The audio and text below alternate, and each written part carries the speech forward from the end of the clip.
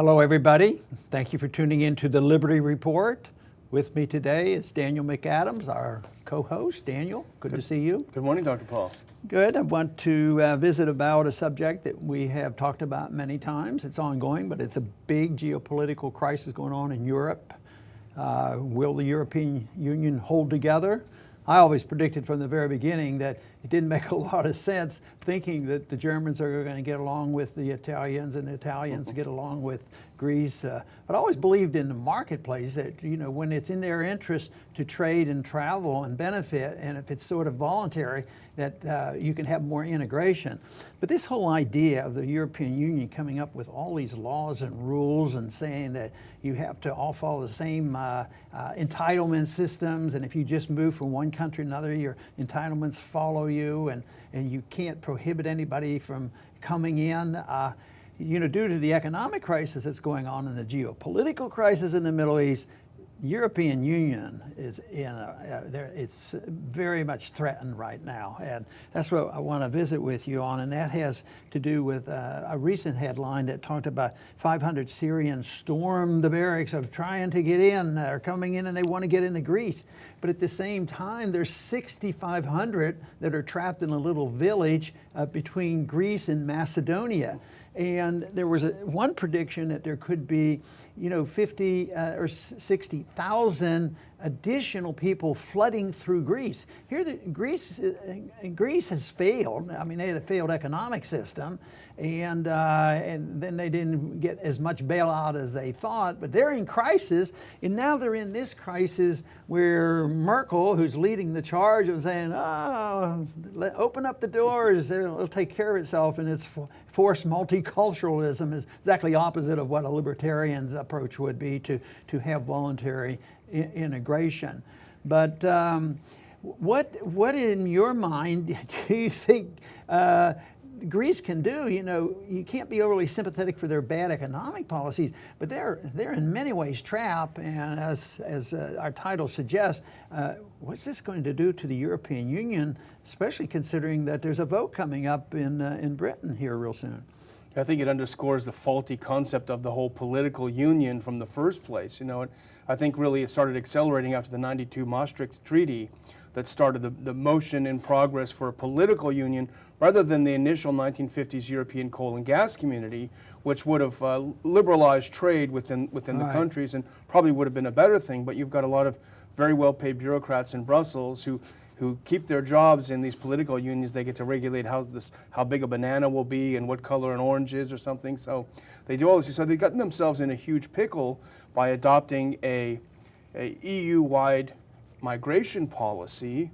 And as you point out, all of the features of the European welfare state. Well, that's awfully attractive to economic migrants from whatever third world country or impoverished country. So you have that huge welfare magnet, and then you just simply strike a match to a big vat of gasoline when you have an interventionist foreign policy, or when you follow the interventionist foreign policy of a big power like the U.S.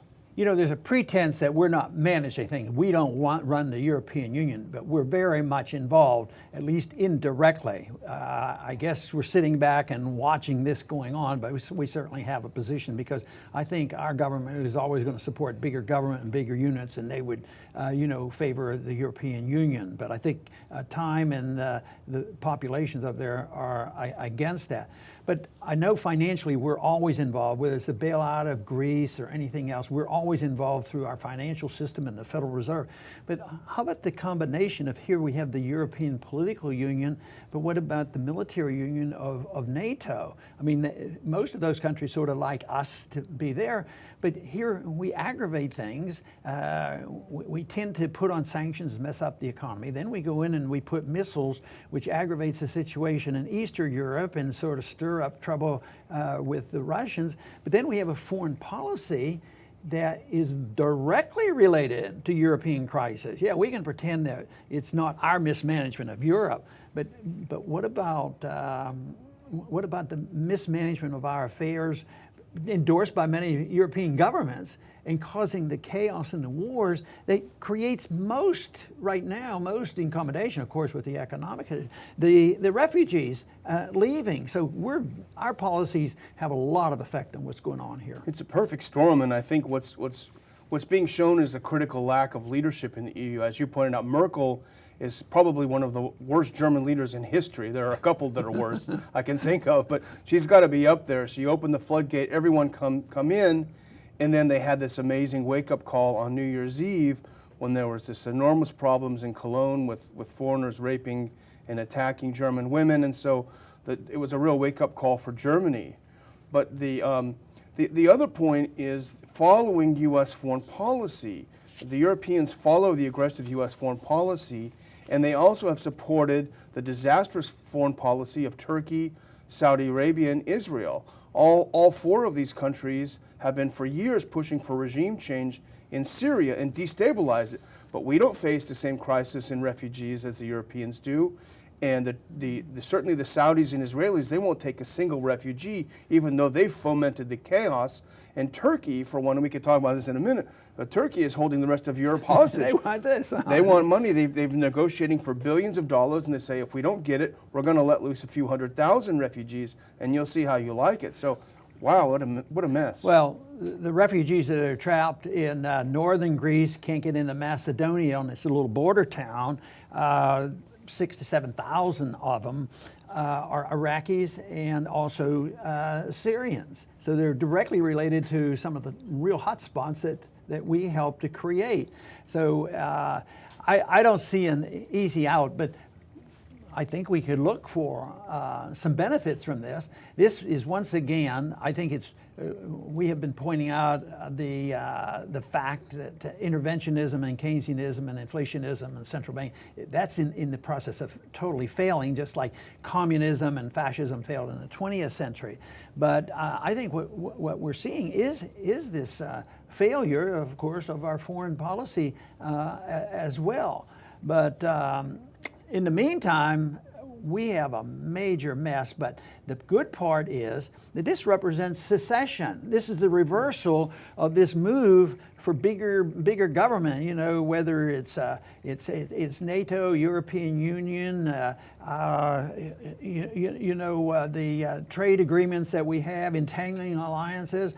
So I think there would be a definite positive if they could do this with the wisdom that they need to move to free market and say, this doesn't mean that we're going to lock the borders and close down, but we're going to move toward free markets and free trade and let people move and goods and services move, but not let the burden of the entitlement system move with them and not let the militarism move with it. It's so different from what it would be like when you have a voluntary situation.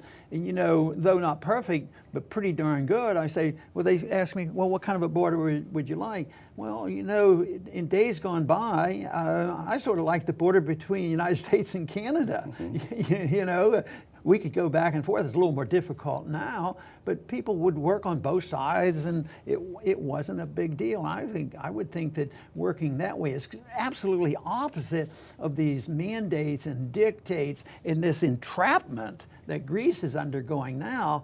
Of course, what they need independence, and they need sound economic policy, and they need to stay out of getting involved in these alliances that commit them to anything.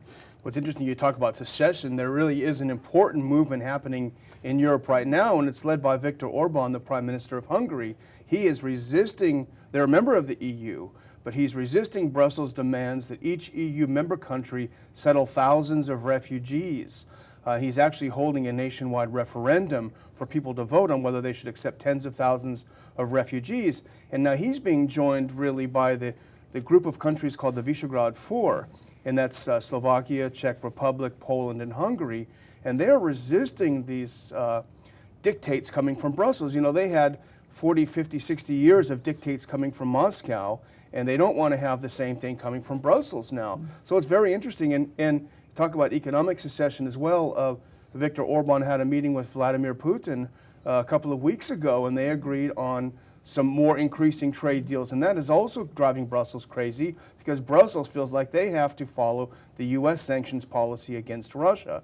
So there is a move for some for some national sovereignty, some nationalism in Central Europe that I think is slightly encouraging. What about the referendum in Britain coming up in June? This is a Speaking big of deal, this. and our friends who are on the side of separating themselves are being resisted by all the establishment people, Cameron and others. Boy, no, this is terrible, terrible, terrible, and they want to make it more mellow and say, okay, we'll concede this.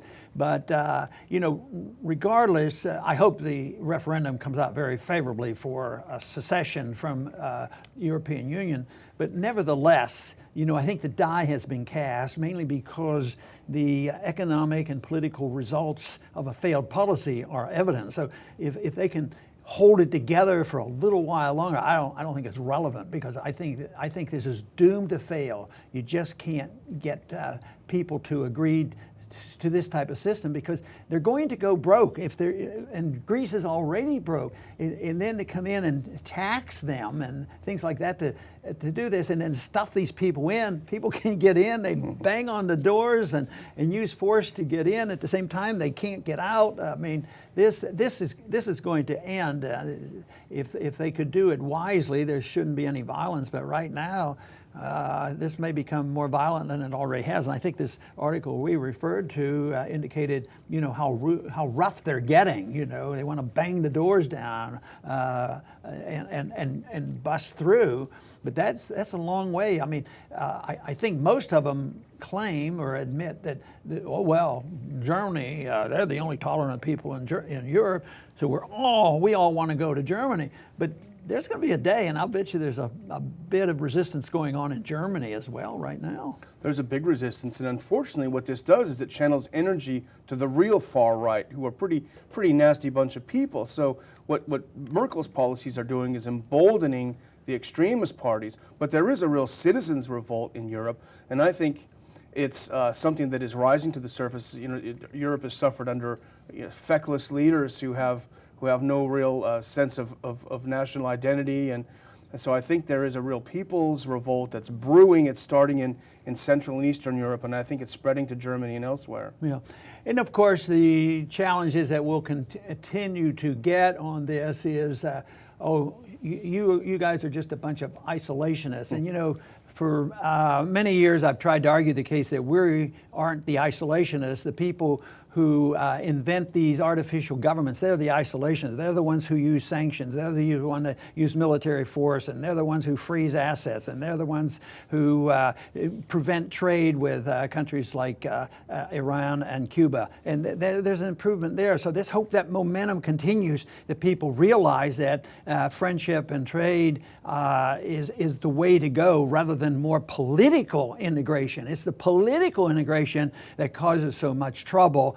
And I, of course, have argued this case for a long time. And if we're looking for a bright light out of this, maybe this is the end of the expansion of government, because financially, big government can't be financed anymore. And this is for us too. When our economy breaks down, there's going to be a much greater invitation for the states to deal with their problems and individuals to deal with providing for their own well-being, because governments won't be able to.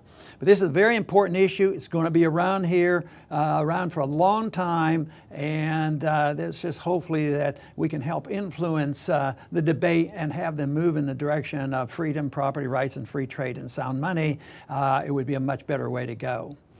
I want to thank everybody for tuning in today to the Liberty Report. Please come back soon.